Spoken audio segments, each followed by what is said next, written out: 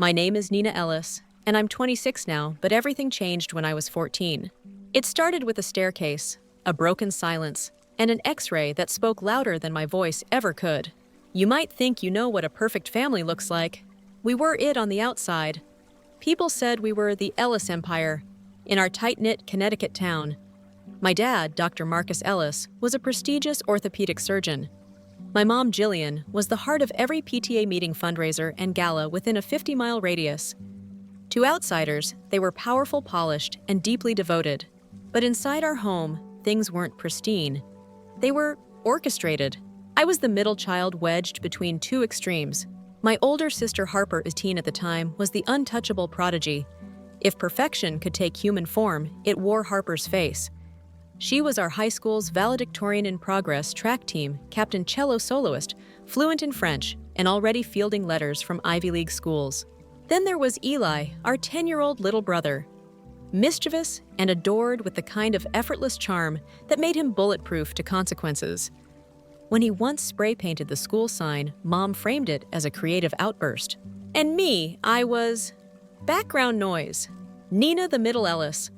I got B's and A-minuses, took decent photos, and helped in the school's AV club. I wasn't a problem. I wasn't a prodigy. I was wallpaper. Every Sunday night, like clockwork, we had our family night. It looked wholesome, take-out sushi-matching pajamas, a board game no one really wanted to play. But in truth, it was a performance, a ritual of pretending everything was fine. Dad E would ask Harper, "How was training, Mom?" Eli, "Show us your new drawing." Then me, "Nina, did you figure out your science grade yet?" I'd nod. B+. A pause. Then Harper would say something impressive, and the spotlight would swing back to her like it never left. When I found photography, it felt like discovering oxygen in a house that didn't believe in air. It started with an elective class. I borrowed an old DSLR from the school and wandered our neighborhood, taking photos of chipped bricks, raindrops on rusted fences and shadowed alleyways. I captured moments no one else noticed. Mr. Jenkins, the art teacher, said I had a raw eye for stories. I submitted my photo series, Unspoken Rooms, to a regional teen exhibit. I didn't expect anything, so when I won, it felt unreal. For once, I had proof I was good at something. The local paper printed a spread. My name, my photo, my face. I came to dinner that night with the article rolled in my jacket pocket, feeling hopeful, but the moment passed fast. "Congrats," Harper said, offering a tight smile. "Nice little win. Nice little win." Mom smiled politely. "That's cute, honey. But let's talk about Harper's AP scores, 4 5s. And just like that, I was invisible again. Only Harper looked tense, not annoyed, nervous, like the spotlight I accidentally stole had burned her skin. I didn't think much of it until weeks later. My portfolio had been invited for review at a pre-college arts program in Boston. It was a big deal. One of the judges was a RISD alum. That night, I brought it up at dinner. They want to see more of my photography. I might apply to the summer intensive at Redstone Arts. I was met with silence. Then Dad cleared his throat. "That's nice. But let's keep hobbies in perspective." Mom chimed in, "Especially while your grades aren't strong enough for a serious academic scholarship." "I've got a 3.6, I said quietly. "That's decent." "Not Harper's 4.0, Dad replied without looking up from his fork. That night, as I left the kitchen, Harper caught up to me. Her voice was soft. "Don't take it personally. They just don't want you to get distracted." Distracted from what I asked. She shrugged. From being realistic. There was a sharpness in her tone I didn't recognize. I was realistic. That's why I worked quietly, never asked for more than I was given. But something had changed. And I didn't know it yet, but Harper had begun to see me as more than her shadow. I'd become a threat to her spotlight. 1 month later, everything cracked open. I was carrying a basket of laundry down to the basement. The stairs were narrow and creaked under pressure. I felt a presence behind me, but before I could look, I was shoved. Not tripped, shoved. I tumbled down 13 wooden stairs, limbs flailing, basket exploding. I hit the concrete with a sound I can still hear in my dreams. The next few minutes were chaos. I remember Harper's voice calling out, "Nina, oh my God, are you okay?" Then Mom and Dad were there. "What happened?" Dad barked. I think she slipped," Harper said, eyes wide, breathing fast. "I tried to catch her. I think her foot caught the edge of the stair." I tried to speak to say no. but the pain made it hard to breathe. At the ER, Dad used his influence to skip the wait. X-rays, scans, monitors. I had a broken arm, 2 fractured ribs, and a twisted hip. "I don't remember falling," I said, groggy from morphine. "You were doing laundry and weren't paying attention," Mom replied, brushing my hair back. "That's what we told them. Don't confuse yourself." Confuse myself. She said it like it was helpful, like it was protection. But I wasn't confused. I knew Harper pushed me. The X-rays came back. My breaks were clean sharp. The attending doctor, Dr. Weiss, frowned at them. "These aren't spiral fractures," she murmured. "More like impact trauma, like from a fall off a ledge, not stairs." Dad cleared his throat. "She's always been clumsy. She probably fell hard trying to grab the rail." Dr. Weiss looked unconvinced but said nothing more. That night, alone in my hospital bed, I whispered to the ceiling. She pushed me. The words tasted sour, unreal. But I repeated them over and over until the painkillers pulled me under. Back home, I was a porcelain doll. Mom hovered like a nurse. "You need to take your pills exactly when we say." Dad told everyone I was lucky it wasn't worse. Harper was praised for her quick reaction and staying calm during the emergency. I said nothing. Because how do you prove your sister pushed you down the stairs when no one's listening? Worse, when the people you're telling benefit from keeping it quiet. My camera, my sketches, my journals, they were all gone. Disappeared during my hospital stay. Mom said she put them away to help me focus on healing, but it felt like erasure. Like proof of who I was had been scrubbed clean. One day I saw Harper standing in my doorway. She leaned on the frame like nothing happened. "You okay? You know what you did." She blinked. "Don't start." "I won't be quiet forever." Her jaw tightened. "I didn't mean to hurt you, but if I have to choose between your feelings and my future, I'll pick my future every time." That's when I knew this wasn't just about me. It was about power, control, and silence. But there was one thing they hadn't counted on. The X-rays. They were stored in my hospital file. And they held the truth, an angle of impact that couldn't be faked, a pattern of injuries that whispered what I couldn't scream. My body remembered, and now I was done forgetting. The next few weeks blurred into a ritual of routine and restraint. Painkillers at 8, physical therapy at 10, silence 24/7. My body was healing, but something in me had twisted harder than my hip. I moved through the house like a ghost they pitied, but wouldn't resurrect.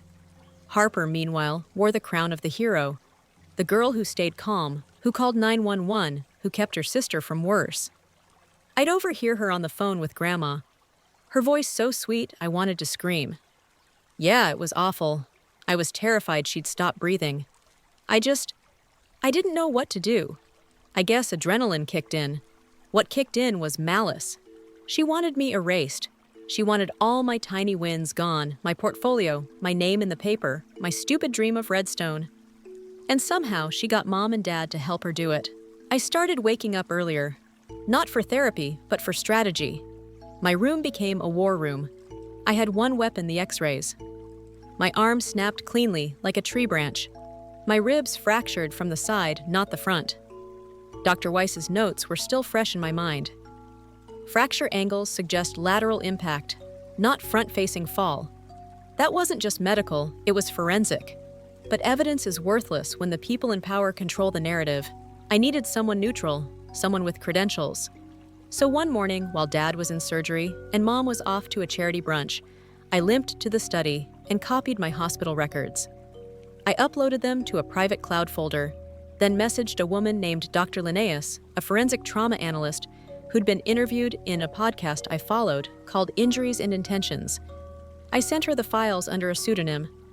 Subject line: "Was this really an accident?" The next day I received a response. It was brief, clinical, but it cracked something wide open. The lateral rib fractures and radial bone break do not align with a front-down tumble from stairs. This pattern is more consistent with a shove from behind. You may want to consult legal or school counseling professionals. That message lit a fuse. For the first time, someone outside my family's echo chamber was confirming what I already knew. I didn't fall. I was pushed. But going public wasn't simple. If I told the school, Mom would spin it as emotional instability. If I told the cops, Dad would make it disappear with one call. They were too good at keeping the Ellis name spotless, so I decided to be patient. Let them think I was still limping emotionally, not just physically. I smiled when I had to. I said thank you for meals I didn't eat, and I waited. Then opportunity knocked in the form of a glitch, a literal one. One afternoon, Harper left her phone charging on the kitchen island while she ran upstairs. She had a screen lock, of course, but I wasn't after the phone. I wanted the backup. I knew from watching her over the years that she synced her photos to our shared family desktop, assuming no one noticed. She was wrong. That day I opened the family computer and pulled up the synced photo library. My heart stopped. There, buried in a folder titled School Event 10B, were 37 photos. Most were blurry shots of Harper and her friends at a senior banquet. But just one was different. A photo of our staircase, taken from the second-floor landing looking down. It had been snapped at 6:37 p.m., exactly 13 minutes before I fell. It wasn't damning on its own, but it raised a question: why would Harper take a photo of the stairs before I accidentally tumbled down them? I downloaded the image. Then I found another detail that stopped me cold. In the corner of that image, caught faintly in the reflection of the hallway mirror, was me. I was walking down the stairs, and Harper blurred, but unmistakably, Harper stood just behind me. Her hand was raised. That photo didn't scream intent, but paired with the X-rays, it didn't have to. Together they whispered, this wasn't clumsiness. This was premeditated. Still I hesitated. Telling the truth meant detonating a nuclear bomb on my family. But every time I closed my eyes, I saw the smirk she tried to hide the night of my fall. That little smirk that said I got away with it. And I couldn't let her. Not anymore. I started documenting everything. I created a digital file called Project Phoenix and encrypted it. It included the hospital records, the forensic opinion, the photo and audio clips I started recording around the house. One night, I left my phone on record mode during dinner. I caught Harper casually saying, she'll bounce back. Cockroaches always do. Mom laughed. Nina's sensitive. That's always been her problem. And ambition without talent is dangerous. Dad added, she needs to toughen up. That fall might have actually helped. Listening back to that recording, I cried. Not because it was cruel, but because it was familiar. That was my family, not evil, just blind, brittle, and incapable of empathy. And if I wanted a life of my own, I'd have to burn bridges and maybe save someone else in the process. The final straw came 2 months later. I was nearly healed off crutches, ready to return to school. That morning, as I came downstairs, I overheard Harper on a call with what sounded like a university counselor. She's fine. She's milking the fall. And yeah, I did shove her. But come on, it was like a nudge. Not even that hard. I didn't breathe. I didn't blink. I just hit record on my phone in my hoodie pocket and captured the next 45 seconds, her admitting the shove, laughing, saying, honestly, the way she landed, she's lucky I didn't push harder. That was it. I had her. And I knew exactly what to do. 1 week later, I stood outside Principal Harding's office with a manila folder in my hands and fire in my chest. I asked for a confidential meeting. Inside, I handed her the documents, then the audio clip. Her face went still. You're saying your sister intentionally caused your injury. I'm not saying, I'm proving. And I'm not here to ruin her life. I just want mine back. It escalated from there. Meetings with school board reps, legal counsel, eventually a quiet investigation. Harper was pulled from class one afternoon for administrative review. She never returned to her podium as class president. Word spread that she was taking a leave due to health concerns, but we all knew better. When Mom found out I'd gone to the school, she lost it. Called me vindictive, said I was destroying our family. I replied, there was nothing left to destroy. You just never looked at the rubble. Dad didn't say much, just watched me tight-lipped. I think part of him knew this day would come. Maybe a part of him was relieved. The school issued a private reprimand. Harper's early admission to Yale was rescinded pending behavioral review. She ended up at a second-tier private college across the country, and she hasn't spoken to me since. I don't miss her. I finished high school with a 3.8, won a regional arts grant, and got into Redstone Arts on scholarship. Mr. Jenkins cried when I told him, I now live in a sunlit apartment with exposed brick walls and no staircase. It's been 5 years since I fell, or was pushed rather. I don't dwell on it, but I don't pretend it didn't happen either. Trauma doesn't evaporate, it evolves. Like scar tissue, it thickens, grows over old pain, and reminds you survived. I still talk to Dr. Linnaeus sometimes. We joke about how weird it is that an unsolicited email about a fall turned into a friendship. She's the one who encouraged me to start Project Phoenix as a nonprofit helping kids document abuse when no one believes them. We've helped 27 teens escape bad homes so far. That's 27 stories I never had as a kid. Sometimes I wonder if Harper regrets it. The push, the lies, the sacrifice of her entire future over a petty rivalry. But then I remember she never saw me as family, just as someone taking up air. And I've learned people who thrive in fake perfection will always fear the ones who thrive in truth. So here I am, still standing, still walking, still creating. I take stairs slowly now, not out of fear, but because every step reminds me I didn't stay down. My name is Nina Ellis. I was pushed, silenced, ignored, and I'm still here. Not background noise, not a broken girl, just me. And that's finally enough. People always think survival ends with justice, that once you confront your past or expose the truth, you're suddenly free. But that's not how healing works. It isn't a court verdict or an apology. It's the slow, daily process of rebuilding the parts of yourself that were never given room to grow. The year after the confrontation with Harper, my life moved forward fast, but my heart dragged behind. College became both an escape and a mirror. Redstone Arts was everything I dreamed of: open studio, city views, classmates who weren't just talented, but honest in their brokenness.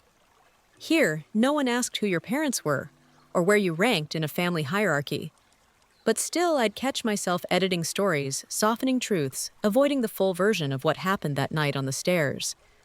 Trauma doesn't vanish when the threat does. It lingers sometimes in silence, sometimes in the way you flinch when someone walks too close behind you on an escalator.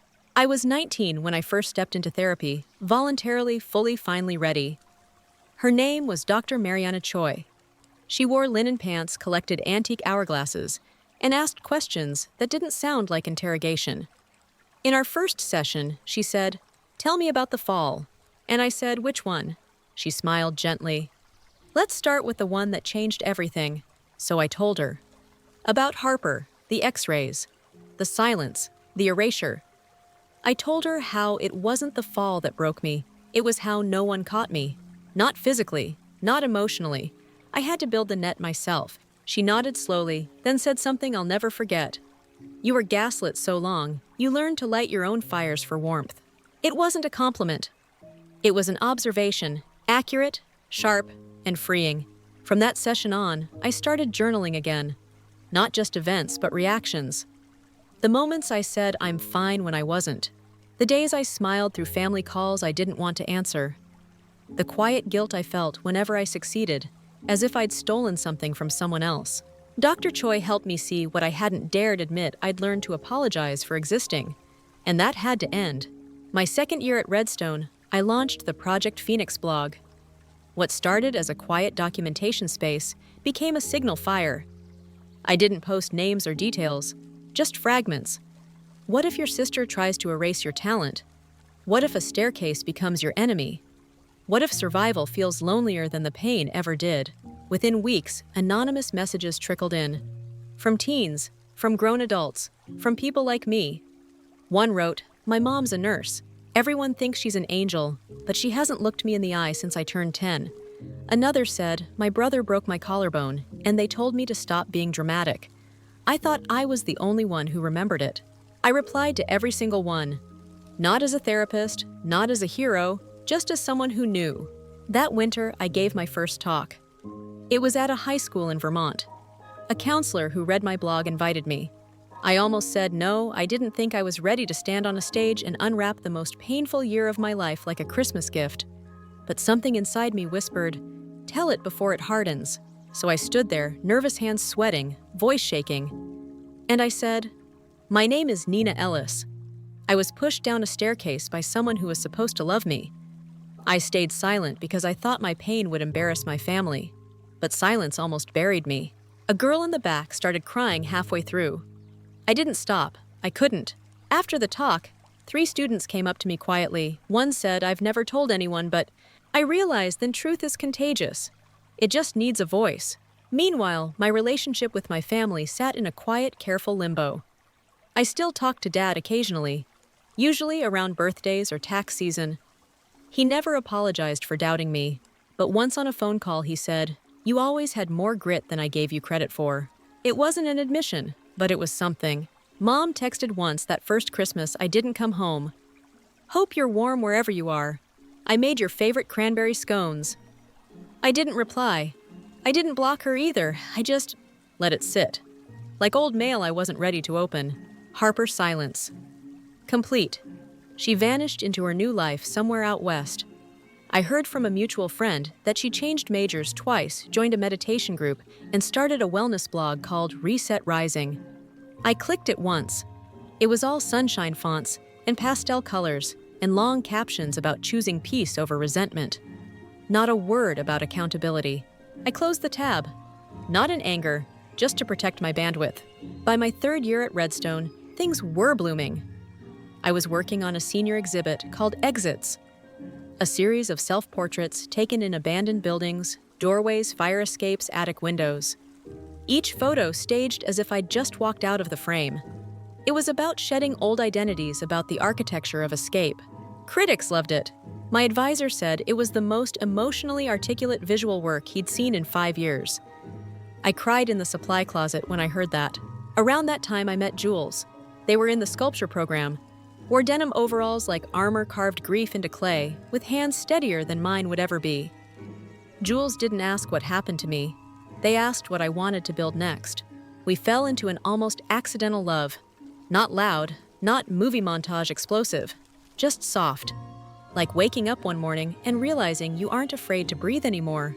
With Jules, I didn't have to be the girl who survived her sister. I could be Nina, the artist, the woman who made rooms out of shadows and turned silence into structure. The summer after graduation, Project Phoenix got nonprofit status. I started teaching workshops at shelters and community centers. Basic photography skills, yes, but also how to document pain, how to tell a story in stillness, how to own your own narrative. At one center in Pittsburgh, a 15-year-old named Talia handed me a photo she'd taken of her bedroom wall. Cracks spiderwebbed across it. In the center, she'd written in pen, "This wall heard more than my parents ever did." I cried in the staff bathroom for 15 minutes after that. We made it the cover of our first anthology. 3 years later, I got an email. It was from Harper. The subject line just said, "I don't expect a reply." My stomach nodded as I clicked it. The body of the message was brief. "I know you don't owe me anything. I've spent years justifying what I did, to myself, to others. But the truth is I was jealous and cruel. You were the only person in that house brave enough to be yourself. And I tried to erase that. I see what you're doing now. Project Phoenix, your art. I see you, and I'm sorry, even if it's too late to matter." I stared at the screen for a long time. Then I closed the laptop. I didn't reply, not out of hatred, but because I didn't need her validation anymore.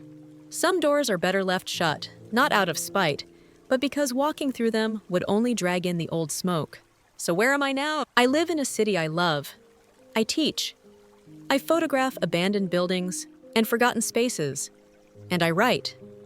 I run Project Phoenix with a team of 6. We've helped over 700 young people tell their stories. Our motto is, "Simple proof is power." I still think about the girl I was on the stairs, the moment before impact, frozen between fear and disbelief. And sometimes when I'm walking up a new staircase, I pause and remember her not as a victim, but as the first version of me who chose to keep going, even when no one else reached out. There's this quote I keep taped above my desk. It's unattributed, maybe anonymous, but it says, "Sometimes survival looks like betrayal to the people who benefit from your silence." That stayed with me. And now whenever someone asks me, "What really happened with your family?" I say this. I was pushed down a staircase, but I stood back up. And I built an entire life out of the pieces they tried to break. Because that's the thing about fire. If you survive it, you get to rise. I used to think healing was a one-way road, that once you left the fire, you never looked back. But healing, it turns out, moves like rivers, not highways. It curves. It slows. It floods sometimes and then recedes, only to rise again when you least expect it. Years after everything, when the dust had long settled and my life had become fully beautifully my own, the past reached out again, not with fury this time, but with a quiet knock. It came through a letter. Not digital, not a text or DM. An actual letter handwritten in blue ink, tucked in a pale gray envelope with no return address. Inside was a folded page and a photo, an old one. It was me, age 8, sitting cross-legged in the backyard, holding a disposable camera, mid-laugh. Harper must have taken it. On the back in faint pencil she'd written, "You were always this girl. I just couldn't let you be her." The letter wasn't an apology, not really. It was a memory dump. Fragments, regret, recognition. She spoke of pressure I never saw, of expectations sewn into her skin like embroidery she couldn't remove. She wrote about the day she took that photo, how I was making up fake movie titles and taking pretend press shots of the neighbors' dogs. She said she envied me then, because I was free, and freedom in our house was always punished. Reading it, I didn't cry. I didn't tense. I just sat in my kitchen, surrounded by books and basil plants and shelves full of cameras, and I let her words wash through me like smoke through open windows. Because here's the thing, I wasn't angry anymore. Time didn't heal all wounds, but it made them honest. And honesty softens what bitterness calcifies. That same week, I was invited to speak at a National Arts and Trauma Summit in DC. I was going to be the keynote speaker. I stared at the email, blinking, rereading it 4 times. That voice inside me, the one that used to say, "Not good enough," was still there, quieter now, but persistent. I stared back at it and said, "We're going." And we did. The summit was huge, 300 people in a gold-lit auditorium, most of them artists, counselors, activists. People who knew what pain looked like when it dressed up for Sunday school. I stood on stage, hands slightly trembling, and said the words I'd repeated in so many ways in so many rooms. I was pushed down a staircase. But that wasn't the worst part. The worst part was that everyone believed the person who pushed me. Because she knew how to look sorry, and I didn't know how to speak angry. Laughter, not cruel recognition. That low, soft chuckle people give when someone says the thing they were afraid to admit. I talked about Project Phoenix, about photography as evidence and poetry. I shared some of the kids' work, blurry, brilliant, brutal shots of cracked ceilings, locked bathroom doors, hidden scars. I didn't use names, just stories.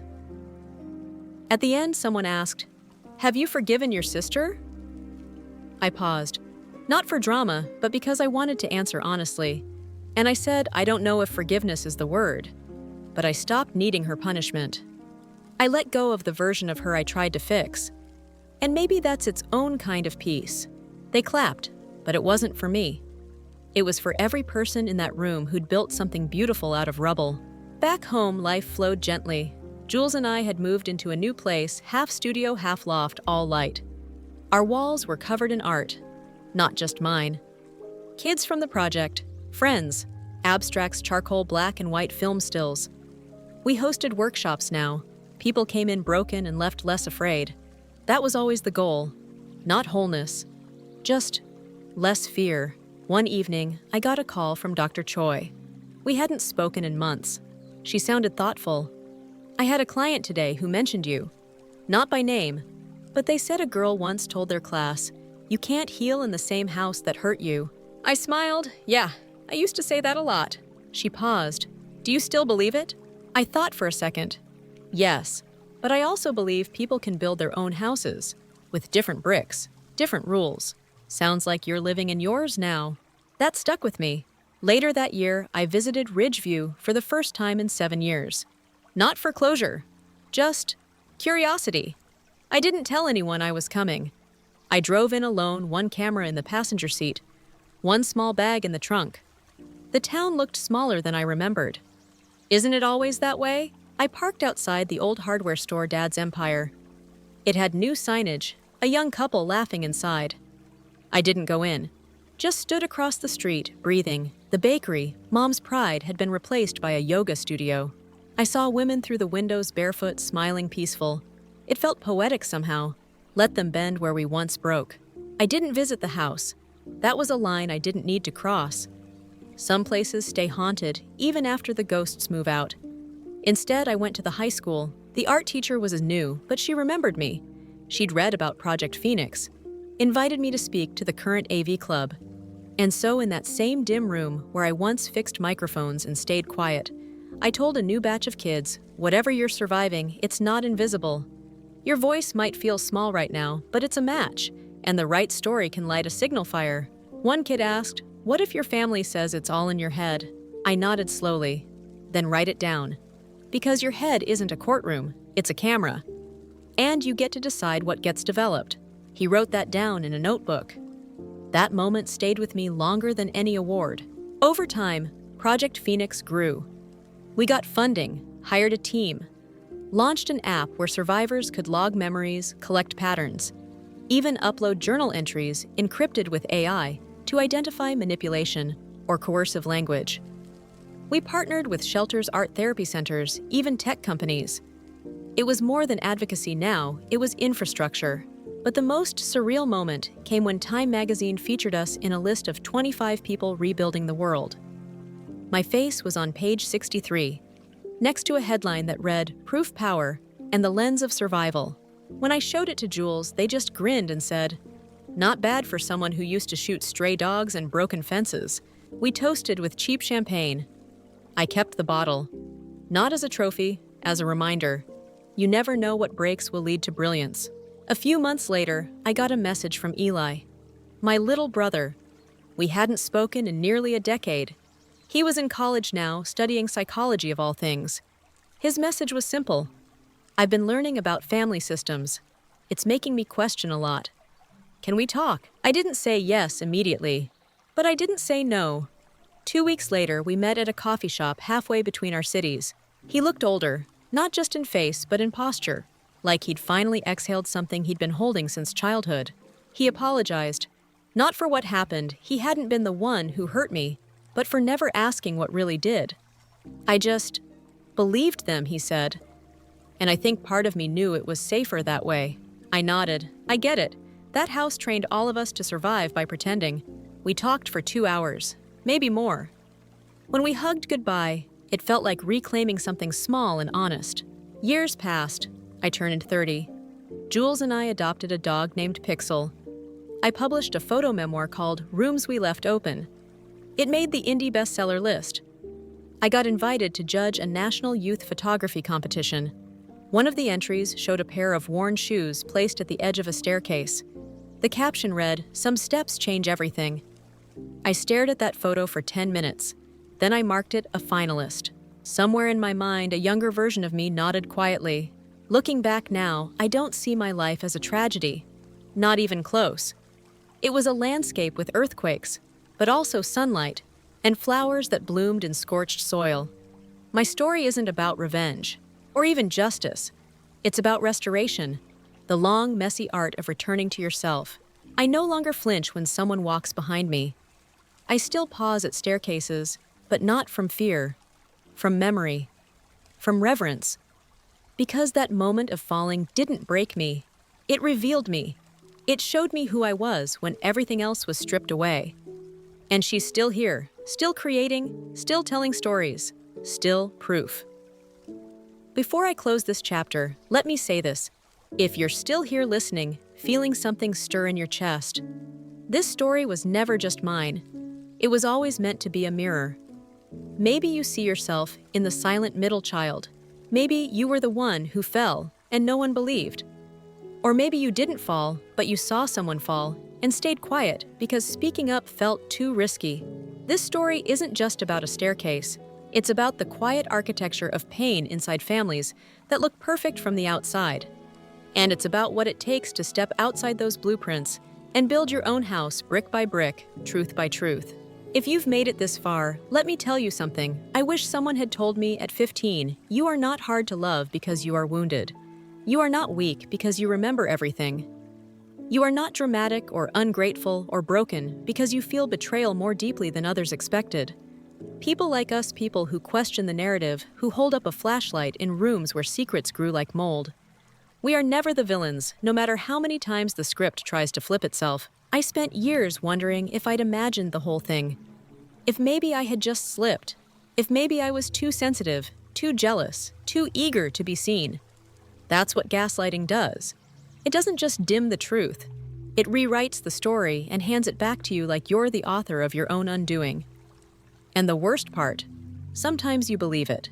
But here's the thing your body remembers. And if you sit with that memory long enough, not as an enemy, but as a witness, it will show you the moment everything changed. For me, it was the photo, the angle, the hand, the truth frozen in one blurry reflection. That's when I knew it wasn't all in my head, and that I wasn't crazy.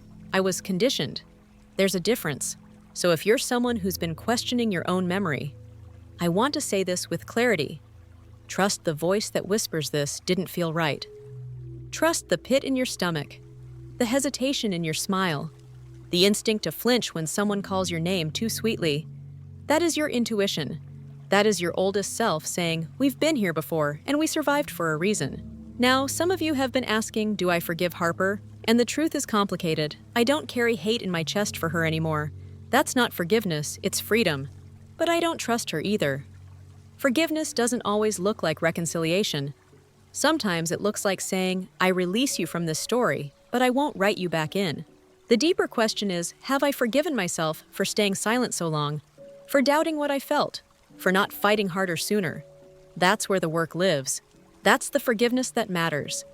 Because until I forgave that girl who stayed quiet on the hospital bed, I couldn't fully love the woman who now speaks into this microphone with the light on her own face, telling you we are not the shadows they left behind. We are the fire they didn't expect to survive. And if you're watching this and you've been through your own fall, literal or not, let me speak to that version of you wherever they're hiding. You are not weak because someone pushed you. You are powerful because you stood up. Maybe slowly, maybe crawling, maybe screaming inside your own ribcage, but you stood. And that deserves more celebration than any graduation promotion or Instagram-worthy milestone. Now let's talk legacy. Project Phoenix started as a folder on my computer, just a little archive of truth. Now it's a movement. It's a safe house for stories. It's a toolkit for kids who are told prove it when they finally speak. And I want to grow it. I want to take this platform and do something radical with it, not just content, but connection. Not just awareness, but access. That means workshops, mentorships, open exhibitions from survivors turned artists. And if you're someone who wants to be part of that, email me, message me. This isn't a brand, it's a bonfire. All you need to bring is your truth. Let's address something else while we're here, families. Not all of them are built for growth. Some are fortresses meant to keep appearances in, and people like you out. If you feel like your family has become a stage where your role is always the scapegoat, let me tell you, it's okay to leave mid-scene. It's okay to build your own cast, your own script, your own audience that claps when you're real, not just when you're quiet. Because family isn't blood, it's alignment. It's safety. It's who still shows up when the show's over, and the lights are off, and you're curled on the floor, questioning your worth. It's the person who says you don't have to perform tonight. If you've found even one of those people, hold on to them. If you haven't yet, keep walking. They're out there. Now I want to ask you something. If this story resonated, drop a candle emoji in the comments. That's our silent signal, our way of saying I see you, I've been there too. And if you've ever had to rebuild yourself from nothing, if you've ever lost your voice and had to learn it back syllable by syllable, type still standing in all caps. Because surviving isn't passive, it's a daily rebellion, a choice to keep choosing yourself. And to those who are still in it, in the house where your truth isn't welcome, in the family, where love has conditions in the silence so thick it feels like drowning, I'm not going to give you a sugar-coated promise. I won't say it gets easier tomorrow.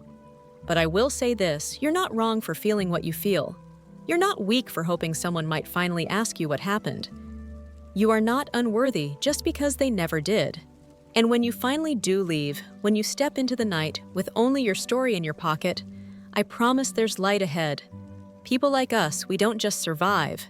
We create. We create meaning from madness. We create beauty from betrayal. We create futures that don't mirror the past. And even if no one claps, we keep creating, because it's how we breathe now. Before I go, I want to leave you with something I wrote in my journal the week I left that house. They tried to shrink me. but I outgrew the cage. That sentence carried me. Let it carry you. If this channel has helped you in any way, share it. Not for clout, for someone else who might be scrolling alone tonight, wondering if anyone knows what it's like to be erased. Let this find them. Let them know they aren't crazy. They're just awake. This story isn't about revenge. It's about recognition. And once you recognize your truth, you don't need permission to speak it.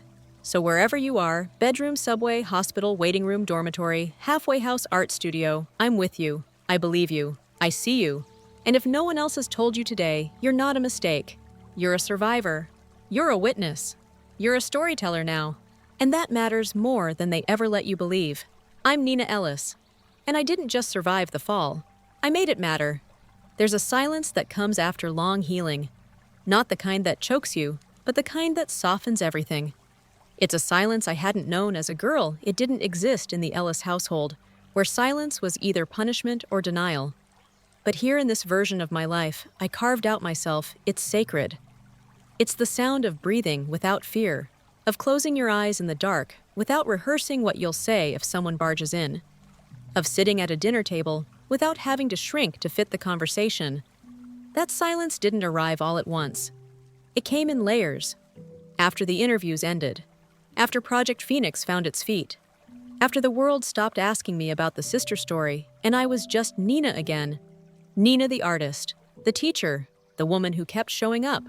That's the thing people don't tell you about becoming whole again.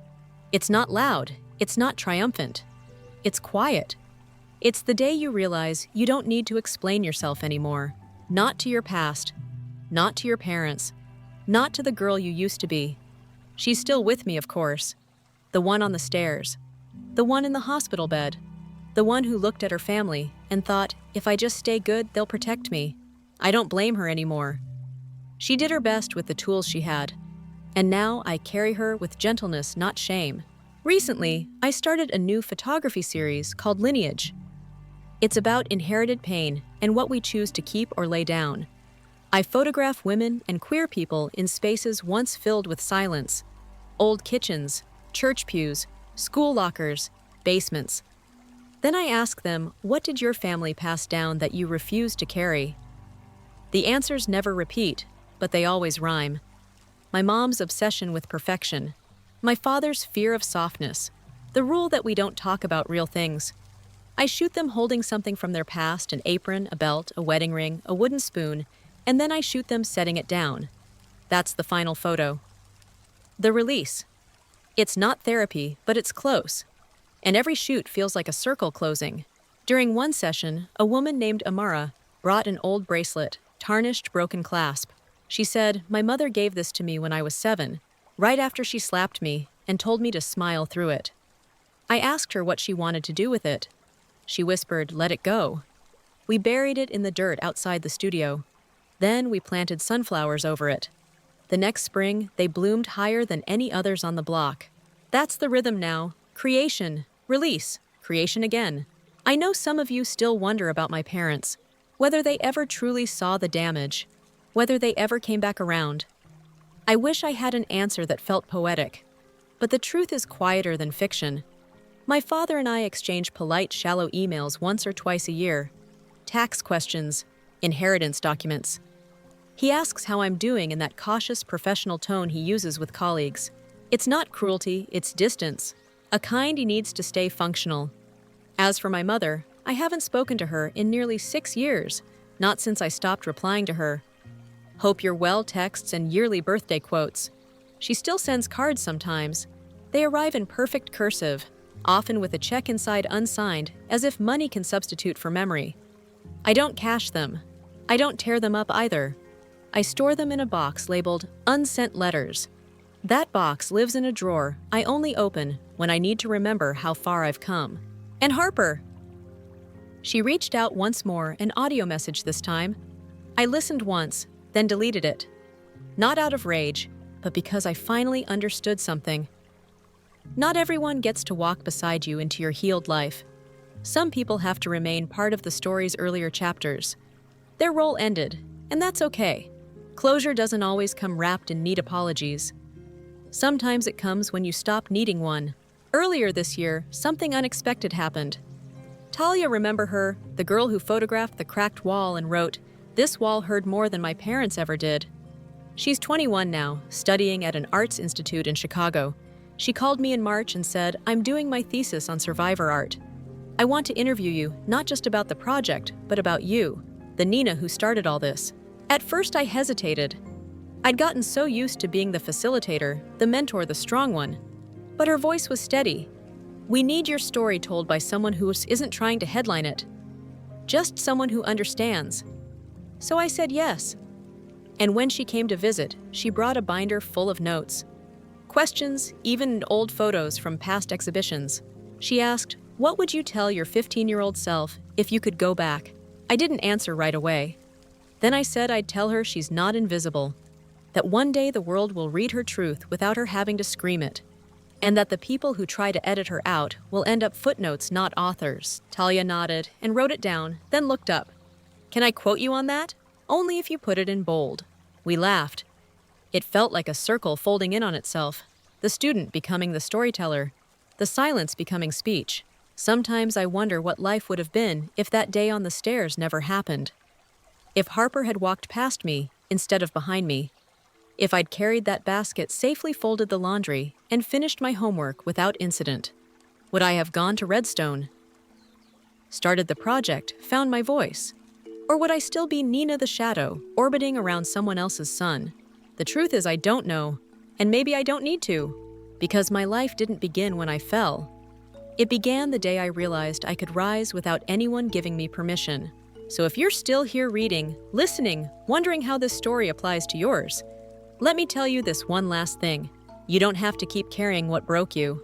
You are allowed to set it down, even if no one claps, even if your family calls it betrayal, even if the world insists on a happy ending you never received. There is no award for suffering quietly, but there is a quiet joy in living loudly. Whatever you lost, whatever you left behind, you didn't fail.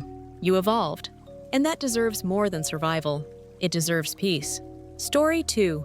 I received the message uninviting me shortly after they sent the invitation on a Tuesday. The envelope had the thickness, cream color, and gold filigree that you would expect from an Ivy League wedding or a senator's fundraiser. The front said, "Bristow Family Reunion, Fairmont Hotel, San Francisco, August 15th, 7 p.m. I didn't open it. Not necessary. The name of the hotel was too familiar. It was listed under the Elite Partners Platinum tier on my tablet's client list. That was my electronic signature verifying the reservation on the contract. My cousin Olivia, who is always the unofficial family coordinator, buzzed a message on my phone a few moments later. The one with the courteously wrapped bad news. "Hello, Lila. Just so you know, this year's Fairmont is completely booked. It will be a formal event with many guests arriving by plane. I hope it works for you." The emoji, the unspoken symbol of exclusion. Not a complete rejection. A courteous erasure only. I had previously seen this. Birthday invitations never came. During career announcements, my name was silently removed from group chats. I was never called a failure. They simply acted as though I didn't exist. I went back to my desk. The San Francisco skyline glowed in a misty haze as the rain pattered softly against the window of my 27th floor corner office. My screen still displayed the Bristol event contract. Olivia made the reservation via my concierge platform at the Fairmont Hotel. It had been flagged for approval by our assistant. For last-minute high-profile reservations, I personally approved a 30% premium. They were unaware that the same girl who used to work late into the night cleaning hotel rooms was now the CEO of Morgan Properties, which owns 15 historic buildings across Northern California. Unpredictable lost cause was what they continued to whisper. Let them speak. I never desired their acceptance. The night was mine. I walked over to the bookshelf and took out a tiny black frame that was hidden behind my business books. There was a battered plastic badge inside. Lila Housekeeping, San Francisco Grand Pacific Hotel, 2013. That night, I placed it prominently on my desk to remind myself why I had said yes to myself when everyone else had said no, even though I hadn't seen it in years. There are two kinds of people in this world, according to my mother: those who inherit names and those who carry legacies. After supper, when the wine had relaxed her speech, she would whisper it. We were supposed to. Not as though everything he said was legally binding. When I first realized what my role was, I was 11 years old. The burden, not the name. They intended for me to join Morgan Capital as a junior associate by the time I turned 24. My name was already on the door of an office. Morgan Lila. Business plan. Less than a year passed. I asked the wrong questions, not because I didn't succeed. Inquiries concerning layoffs. No one provided an explanation regarding the outsourcing of janitorial staff or the long-term employees' disappearance of their retirement fund. Your thinking is too limited. From behind his desk of polished oak, my father let out a bark. You're blind? No, I replied. All I'm interested in is what people carry. Our last meaningful conversation ended there. Our relationship shifted to a quiet distance after that. Birthdays are disregarded, and texts are not read. I enrolled in and graduated first in my class from San Francisco State University's Hospitality Management program. Not one member of the family appeared. I was cleaning rooms at a dilapidated motel close to Market Street a year later. Each shift has 10 rooms, wet linen and towels that smelled like bleach. However, it was truthful. I started from scratch when building it. No freebies. Olivia sent me the wedding picture from her reception at that point. Everyone was glowing, smiling faces, sparkling champagne, and tailored suits. Even though I wasn't in the photo, I can still clearly recall that evening. A dishwasher was on break, and the DJ had left early, so I sat at a table close to the kitchen. Olivia explained that it was because I appeared more at ease there. A screenshot of a family group chat showed up in my inbox 2 days later. A picture with a caption of my old housekeeping badge. Cleaning rooms was her goal. She must have gotten what she wanted. They chuckled. Nobody raised their voice, not even Aunt Marlene. You don't have to be like the others, said the aunt, who once gave me lemon drops in a whisper. I discovered that day. Not all erasure is loud or furious. Sometimes there is silence. You sit far from the head of the table, get cropped out of enough pictures, leave off enough messages, and eventually start to question whether you were ever there at all. So I let it go. I started creating something that no one could ignore instead of waiting for them to notice me. With only 3 months' worth of savings, an old laptop, and 1 duffel bag, I left San Francisco. There was only a desperate need for silence, no grand scheme. Somewhere, no one gave a damn about my family, and my last name was irrelevant. In Woodstock, Vermont, I rented a tiny attic room in a dilapidated farmhouse. May and Frank, an elderly couple who operated it, paid me in cash to take reservations, change linens, and deal with latecomers. I was given room 9, which had a single bed, a skylight that framed the stars, and a low slanted ceiling. I adored it. That was the beginning of true solitude. The concept, not the company. I scrawled questions in a battered spiral notebook. What caused some visitors to return while others disappeared? Why would a stranger feel noticed in a place they had never been to before, safe? I watched. I tried things out. A confused sign, a crooked bench, and a buzzing lamp. I made all the repairs without a budget. Just be mindful. Soon, guests started asking for Lila, not Miss Morgan, Miss Lila. When May and Frank decided to retire, I showed up with spreadsheets, market research, and a vision. I made an offer they accepted. I renamed it Maple House, my first property, my first real win. 5 rooms, no employees, just me. I poured my heart into it, scrubbing every floorboard, replacing musty curtains with linen panels, painting walls in soft shades of sage and cream on every nightstand. I left a handwritten card. You're here now, you can rest. Guests remembered that line. I didn't hire a PR firm. I didn't need one. What did word of mouth do? No advertising effort could. Guests shared stories with their friends and raised awareness. Support came from attention. Not millions. Enough, but not overnight. I opened a second property, Maple Ridge, in less than 5 years. Then came a third, Maple Harbor, which was subtly superior to the larger resorts, despite being smaller. I gave them titles, respect, and fair pay when I promoted former housekeepers to site managers. No rigid uniforms, just dignified, real work. Subscribe right away if you think that starting over and quiet strength are powerful. You won't want to miss what comes next because Maple House's journey is just getting started. No hollow greetings, no phony smiles. Only those who proudly understood the true meaning of service. Never give in. By the time I turned 31, Maple House had subtly developed into a reputable brand of its own. Subtle luxury, careful consideration. No velvet ropes, no fountains made of marble. Only true dignity. Done correctly. I never signed my name on any of it, though. Under MP, the properties were listed. Morgan Holdings. Most people thought the CEO was a man who was ideal for me. I wasn't hiding, I was defending my creation. I was able to make something they couldn't destroy because of the silence. I kept my old plastic badge behind my desk, tucked away between vendor catalogs and fabric samples. The center of Lila's housekeeping was faded, cracked, and scratched. It should have been replaced long ago, but I wore it for a long time. Presented it simply. No glass black frame. Not affixed to any wall. Just for me, not for show. I held it some nights after countless spreadsheets and signatures. To remember the foundation, not to relive the suffering. I didn't construct Maple House to make a statement. I made it to fit in. One of Vermont's most upscale boutique hotels, Maple Harbor, was their choice for the family reunion. They didn't know. The corporate portal was used to make the reservation for Maple Harbor. In the family conversation, Olivia boasted about using her connections to get the desired location. "We're very fortunate," she said. The manager at the front desk informed her that although the owner was very private, everything was expedited as soon as they saw the family name. They were correct. I personally approved the linen color scheme, doubled the staff, upgraded their service-imported fresh flowers, and expedited it myself, naturally, digitally.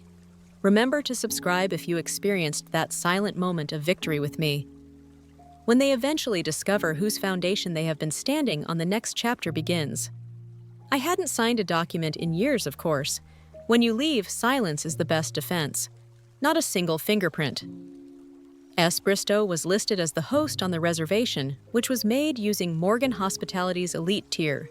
The irony could have broken glass. Hannah, our guest relations manager, was reassigned to manage the account. Sophie was just another overly involved client who was fixated on spreadsheets and flower arrangements. She was intelligent, steady, and blissfully ignorant of family drama to Hannah. Sophie requested a custom floral arrangement with blue and white delphiniums and hydrangeas a week prior to the reunion. Hannah was summoned to my office. I told Hannah to be kind to them, but not gentle. Curious, she cocked her head. "What are you saying?" "Don't treat them like delicate glass. Simply serve them as they would like to be served." Slowly, a knowing smile crept onto Hannah's face as she nodded. I didn't have to explain everything to her. I sent just one message that evening. "You're coming, Janine and 2. Get there at 6:40. Avoid letting them in too soon." I saw the read receipt, but she didn't respond. That was sufficient. For the following 6 days, sleep was an uncommon visitor. I went over every aspect, including the menu options, signage, lighting cues, and room layout. I made one small adjustment at the last minute. Typically, a printed welcome note from the host family was placed in each guest suite. The card read this time, "We hope your visit serves as a reminder of your origins and what you never really lost." I didn't fully sign up, Layla. I didn't have to. On the day of the reunion, I didn't go through the front doors of the Grand. Rather, as I always did, I slipped in through the service entrance, passing carts full of fresh linens and trays of champagne glasses. Entering through the back door to enter the center of the house has a sacred quality. It helps you stay grounded. My outfit was navy, not wearing any jewelry. A hairpin. Quite nicely. Nothing. Called out for attention. For me, the room did that. They arrived in pairs at 6:45 p.m., followed by small groups. All the nervous sparkle of people who are desperate to be noticed, from loud laughter to firm handshakes. Sophie, too. Unaware that she was entering my home, she entered like a cruise director, grinning and waving. 10 minutes later, my father showed up with 2 strangers on either side. I instantly recognized sleepwatches, polished shoes, and finance types. The kind of men who use spreadsheets to build empires, but don't remember the janitors' names. From a tiny monitor hidden just past the kitchen hallway, I observed. Present, but hidden. I was not missed. The beauty of it was that no one searched for me anymore because I had been removed from their story so long ago. However, that was going to change. The ballroom lights dimmed just enough to silence the conversation and pique interest at precisely 7:15. Then the noise. 3 gentle chimes, slow and methodical. Sophie was in the middle of describing the personalized glassware. With a clipboard in hand and his customary cool professionalism, our guest services manager Everett came over to her. The owner has asked that we start the welcome presentation right away. Miss Bristow, he said softly. The owner was perplexed by Sophie's blinks. Well, I don't believe that's required. I have been working with your office for weeks, and we have already expressed our gratitude to the staff. Usually, the owner doesn't do these things. Everett remained silent. All he did was turn to the stage. The screen came to life. White and crisp with a soft navy background and a clean serif font it's hard to miss. Layla Morgan, the CEO and CEO of P. Morgan Holdings, founded Maple Harbor. The space grew cold. Sophie's float broke on the marble floor after slipping out of her hands. The back did not speak, but my father's jaw tensed. There was a murmur. Hold on what? Above the ballroom as stepped onto the landing. Baby dress poised and composed hairpin back heels clicking softly. I was just like the woman they said I would never be. Good night, I said in a calm, steady voice. I'm aware that many of you were surprised to see me here tonight. Hold on. When the table attempted to laugh, there was a nervous chuckle. After all, you didn't invite me. Letting the words hang, I said. However, I felt it was time for you to be properly welcomed to Maple Harbor. After all, I let my gaze roam the crowd. You're in my house right now. Mouths parted, chairs shuffled. Rose whispers. Sophie moved forward apprehensively. The cheeks turned red. Crazy! What are you doing, Lila? She muttered. I looked into her cool, unblinking eyes. Just like you taught me. Entering. This hotel was reserved in your name, I said in a quiet but distinct voice. You stated that the Bristow name was the reason the owner showed you courtesy, correct? That was accurate. I provided you with precisely what you requested, plus 20%. I spoke without flinching. That was the triumph. You talked about me for years as if I were some far-off embarrassment. A dropout, a housekeeper, the girl who squandered her name. You said I vanished. I didn't go away, though. They simply stopped observing. I looked around the room bases, older, more rigid, motionless, and adorned with the fragile astonishment of being caught off guard. Their uneasiness was nothing new. The story had changed, so it was simply louder now. My dad got up. Layla. His voice was unreadable and rough. This place is yours, I responded, equally across 4 states. Adding that I own 17. He didn't respond. Not necessary. I said, I'm not here for applause. I came to give something back. I nodded slightly in Hannah's direction. 2 team members, each carrying svelte black folders, followed her forward. Inside were signed event contracts, 1 for each visitor. Layla Morgan is her name. They have a single note and itemized rates. Occasionally, the story you attempted to remove still ends up on the wall close to the rear. Janine laughed softly, knowingly. Why didn't you use your full name from the beginning? A gentle older man standing next to my father asked.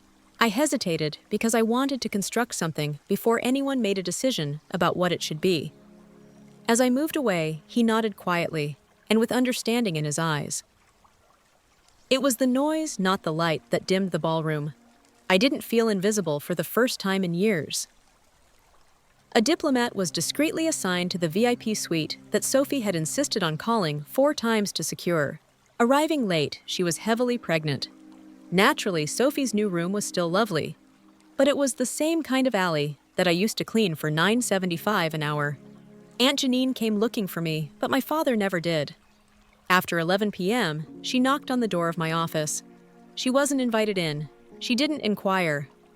All she did was give me an envelope. It contained a picture I hadn't seen in many years. I was on the back porch of the old Bristow house, maybe 8 years old. My father's hand rested lightly on my shoulder while he held a pitcher of lemonade in both hands. Not for anything noteworthy, but because I spilt the lemonade a few minutes later, I remembered that day. Fearful of receiving a reprimand, Nobody spoke. They chuckled. I didn't feel like I belonged on the back again after that. You were woven into Janine's looping script. That was all. Before I could say anything, she was gone. I rode the elevator to the service floor the following morning. The housekeeping staff was getting started. Some gave a nod. A young woman grinned and then averted her gaze. I strolled over to the former supply room. Our break area is now. Near the rear wall was a coat rack. I took the framed name tag out of my bag. Lila, cleaning. Above the jackets, I hung it. No spotlight, no plaque, just a nail and some wood.